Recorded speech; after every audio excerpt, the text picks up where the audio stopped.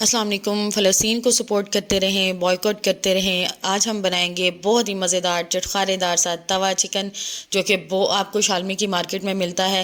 گھر پہ بنائیں، گھر والی چیزیں ہمیشہ اچھی ہوتی ہیں۔ سٹارٹ کرتے ہیں۔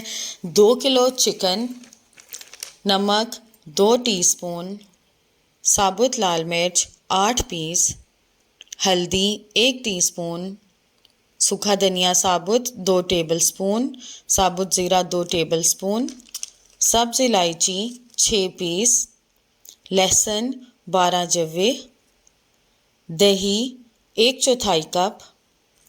یہ جتنے بھی آپ کے پاس ثابت مسالے ہیں، زیرہ، سوکھا دھنیا اور الائچی اور ثابت لال مرچ، ان کو آپ نے ڈرائی روسٹ کرنا ہے بہت ہی لو ہیٹ پہ، جیسے آپ چاولوں کو دم لگاتے ہیں سیم اسی طرح۔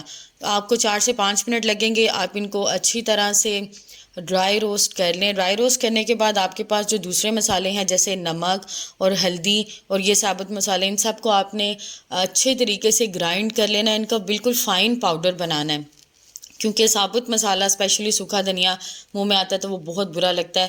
آپ نے اس کا اچھے طریقے سے پاؤڈر بنا لینا ہے۔ اب آپ نے یہ جو یوگرٹ ہے اور لہسن ہے، اس کا آپ نے پیسٹ بنا لینا ہے، مکس کر لینا ہے اس کو اچھا سا، یا لہسن کا علیحدہ سا پیسٹ بنا کے یوگرٹ میں ڈال دیں۔ اینی ہاؤ اس کو مکس کریں، مسالہ ڈالیں، اس میں اچھی طرح سے مکس کریں۔ میں آپ کو پہلے بھی ویڈیوز میں بتاتی ہوں کہ جب بھی آپ نے کسی چیز کی میرینیشن کرنی ہے تو ہمیشہ آپ کے پاس جو پاؤڈرز اور لیکوڈز ہیں ان کو آپ پہلے مکس کریں، دونوں کو کمبائن کریں، اس کے بعد آپ میرینیشن کریں۔ تو یہ جو ہم نے یوگرٹ کا مکسچر بنایا، آپ اس کو میرینیٹ کر لیں۔ یہ اصل میں ایک تکہ مسالہ آپ کے پاس بن گیا۔ آپ جب اس کو کھائیں گے تو آپ کو ایگزیکٹلی وہی ٹیسٹ آئے گا جو آپ کو باہر تکے کا ٹیسٹ آتا ہے۔ آپ کو کہیں سے بھی یہ نہیں فیل ہوگا کہ یہ پتہ نہیں میں نے کیا مسالہ لگایا اور کیا بن گیا۔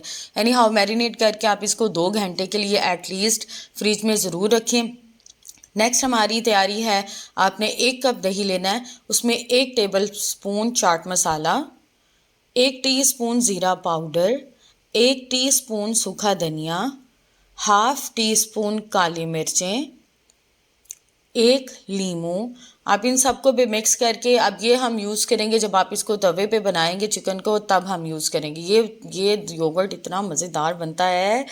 اوکے جی، نیکسٹ اسٹیپ ہے آپ کا، پہلے آپ کوئلے کو جلنے کے لیے رکھ دیں، کیونکہ آپ جب تک آپ کا چکن پکے گا تب تک آپ کا کوئلہ بھی ریڈی ہو گیا ہوگا۔ اس کے بعد اب آپ نے کیا کرنا ہے، ایک کڑھائی لے لیں یا کوئی بھی کھلا برتن لے لیں، اس لیے کیونکہ آپ نے اس کو اسی طرح پکانا ہے کہ جیسے آپ نے تکہ بنایا، یا جس طرح تکہ پکتا ہے بالکل فلیم کے اوپر، تو آپ نے ایک ایک چکن پیس کے اوپر جو ہے نا وہ کلر لے کے آنا ہے۔ یہ ضروری ہے اس کی لک کے لیے بھی اور ویسے بھی اس کے ٹیکسچر کے لیے بھی۔ تو آپ کیا کریں کہ آپ سب پیسز کو اس طرح ارینج کریں کہ کوئی بھی پیس جو ہے نا وہ ایک دوسرے کے اوپر اوور لیپ نہ ہو، سب جو ہے نا وہ علیحدہ علیحدہ، سب کو ڈائریکٹ جو ہے نا فلیم لگنا چاہیے۔ تو آپ کوئی بھی پتیلا لے لیں یا کوئی بھی بڑی چیز یا کوئی بھی ایسا کھلا برتن لے لیں۔ آپ اس کو 5 منٹ کے لیے میڈیم ٹو ہائی فلیم پہ آپ نے اس کو پکانا ہے کور کر کے، ٹھیک ہے۔ اب دیکھیں اس کے اوپر کتنا خوبصورت کلر آ گیا۔ ایسے ہی جس طرح ہم باہر تکہ بناتے ہیں اس کے گیٹھی کے اوپر، تو اس کے اوپر بڑا خوبصورت سا کلر آ جاتا ہے۔ ان سب کو آپ نے ایک دفعہ اس کو پلٹ لیں اور اس کو پھر جو ہے 5 منٹ کے لیے کور کر کے فل آگ پہ پکائیں۔ اب دیکھیں اس کے اوپر بھی بڑا اچھا خوبصورت سا کلر آ گیا ہے۔ بس اب آپ نے اس کا پانی جو ہے وہ خشک کر لینا ہے۔ چکن آپ کا پک چکا ہے۔ اس سٹیج پہ آ کے آلموسٹ آپ کا 80% جو چکن ہے وہ پک گیا ہوا ہے۔ پانی خشک کریں، اس کے اندر ایلومینیم فوائل رکھیں۔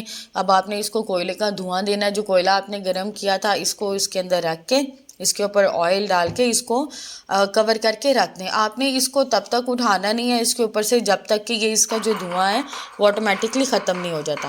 اور ساتھ ہی کٹنگ کر لیں ادرک اس کے اوپر گارنش کرنے کے لیے۔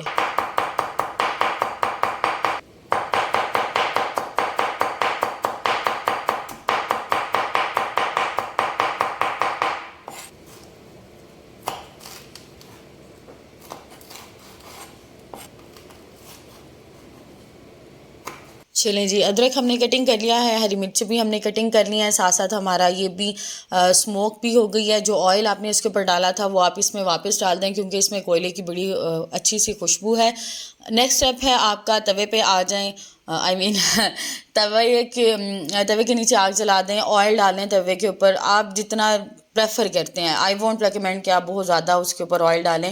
جو یوگرٹ ہم نے بنایا تھا جس میں ہم نے چاٹ مسالہ, سوکھا دھنیا اور زیرہ ڈالا تھا, اس کے اوپر آپ یوگرٹ ڈالیں. اب ٹائم ہے. اچھا اگر آپ کے پاس لوہے کا توا ہے تو وہ زیادہ اچھی بات ہے ایز کمپیئر ٹو کہ اگر آپ کے پاس نان اسٹک کا توا ہے, کیونکہ جو ٹیسٹ لوہے کا آتا ہے وہ کسی دوسرے یا نان اسٹک توے کا ٹیسٹ, اس پہ وہ ٹیسٹ نہیں آتا.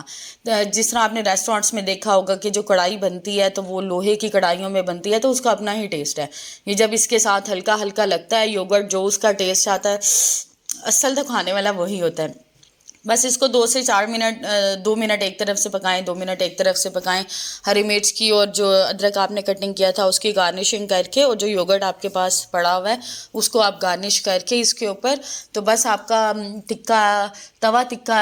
چکن توا ٹکا ریڈی ہے. میں نے اس کو پورا اب کڑھائی میں شفٹ کر دیا کیونکہ میرے پاس بیچ زیادہ تھا, میں نے 2 بیچز میں بنایا تھا اس کو. اتنا بہترین اور اتنا جوسی چکن بنتا ہے, اف.